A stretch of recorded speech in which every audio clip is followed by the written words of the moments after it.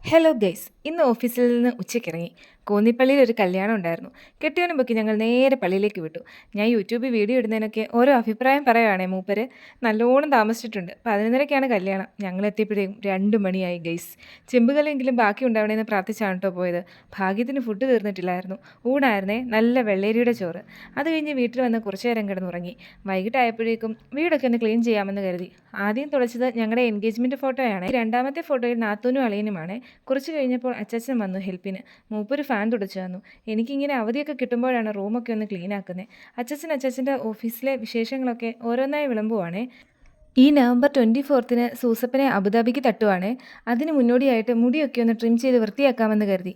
ഞാനും അച്ചാച്ചനുമാണ് official barbers. തുടക്കത്തിലുണ്ടായിരുന്ന ഹാപ്പിയും ചിരിയൊക്കെ മുടി വെട്ടി തുടങ്ങിയപ്പോഴേക്കും ഉണ്ടായിരുന്നില്ല. അവൾക്ക് ചെറിയ പനിയും ചുമയുണ്ടായിരുന്നു. അതുകൊണ്ട് നല്ല മൂശാട്ടമുണ്ടായിരുന്നു. മുടി വെട്ടിക്കഴിഞ്ഞ് പാത്രം കഴുകലായിരുന്നു അടുത്ത പണി. കുറേ ഉണ്ടായിരുന്നു. ഈ കുക്ക് ചെയ്യുന്നതിനേക്കാൾ പാടാണല്ലേ പാത്രം കഴുകാൻ. അങ്ങനെ പാത്രം കഴുകലൊക്കെ കഴിഞ്ഞ് ഇന്നത്തെ ദിവസം അവസാനിച്ചു. ടാറ്റാ.